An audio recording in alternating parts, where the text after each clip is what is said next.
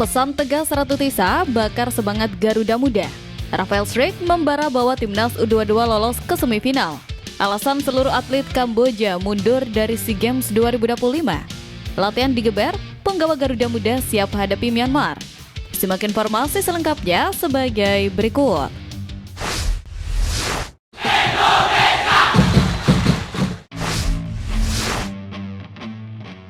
Alasan seluruh atlet Kamboja mundur dari SEA Games 2025.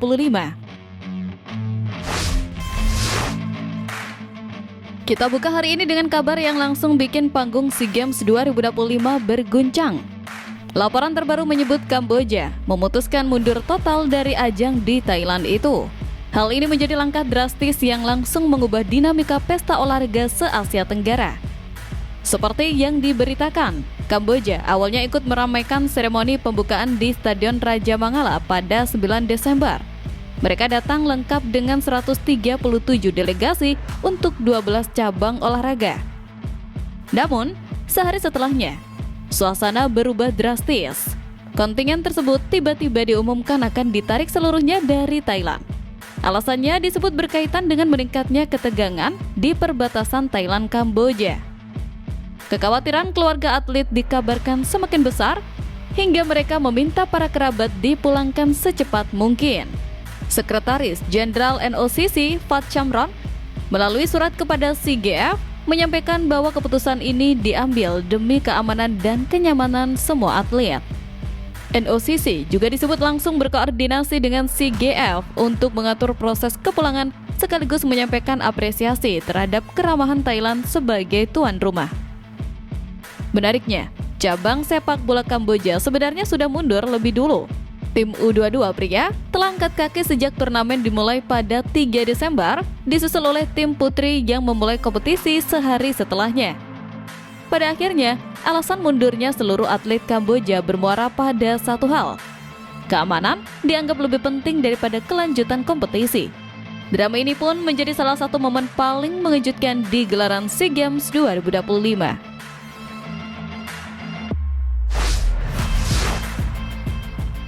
Latihan digeber, penggawa Garuda Muda siap hadapi Myanmar.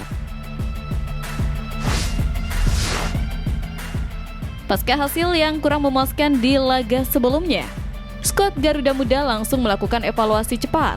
Tidak ada waktu untuk meratapi kekalahan. Fokus utama saat ini adalah pertandingan hidup mati melawan Myanmar. Perlu diketahui, menjelang laga krusial Grup C SEA Games 2025, kondisi skuad Indonesia U22 dikabarkan menunjukkan tren positif. Seluruh pemain dilaporkan bugar, tanpa cedera, dan mengikuti sesi latihan penuh setelah kekalahan tipis dari Filipina.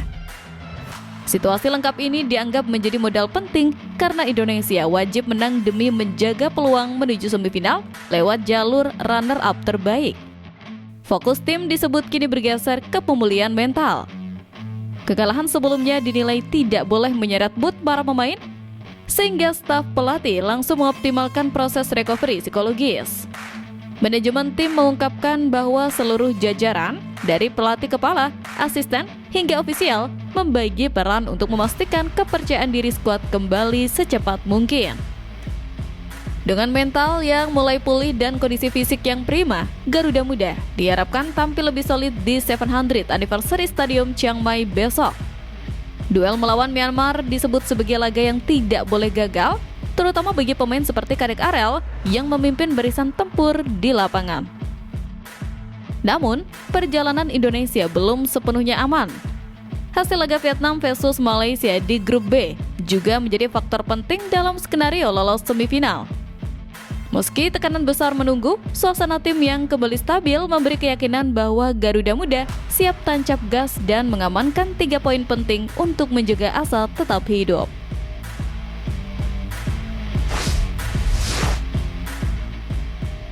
Rafael Struijk membara bahwa timnas U22 lolos ke semifinal. Setelah sempat jadi sasaran kritik tajam, Rafael Struijk kini tampil dengan energi baru yang bikin publik menoleh lagi. Laporan dari lokasi menyebut semangatnya sedang on fire dengan tekad kuat membawa timnas U22 melaju ke semifinal tanpa menyerah sampai akhir. Perlu diketahui sebelumnya, menjelang duel penentuan kontra Myanmar, Timnas Indonesia U22 menjalani latihan tertutup di Municipal Stadium Chiang Mai. Sesi ini berlangsung padat dan fokus meski detailnya tidak dibuka ke media. Laga pada 12 Desember itu menjadi penentu nasib Indonesia di grup C setelah kekalahan 0-1 dari Filipina membuat langkah mereka makin berat. Situasinya makin rumit karena peluang lolos juga bergantung pada hasil pertandingan Vietnam versus Malaysia. Berbagai skenario selisih gol menjadi sorotan, mulai dari kemenangan 2-0 jika Malaysia menang tipis, hingga keharusan menang 4-0 jika Vietnam unggul 1-0. Di tengah tekanan itu, Rafael Struijk digambarkan tetap optimis. Ia menilai duel melawan Myanmar sebagai laga super penting dan menegaskan bahwa Indonesia harus menang apapun kondisinya. Meski menyayangkan kekalahan dari Filipina, ia disebut masih percaya bahwa peluang menuju semifinal belum tertutup. Baginya, Garuda Muda hanya perlu fokus pada performa sendiri, sementara hasil dari grup lain akan mengikuti.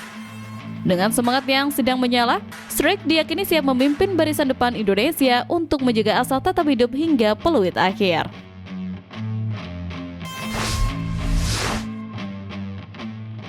Pesan tegas Ratu Tisa bakar semangat Garuda Muda.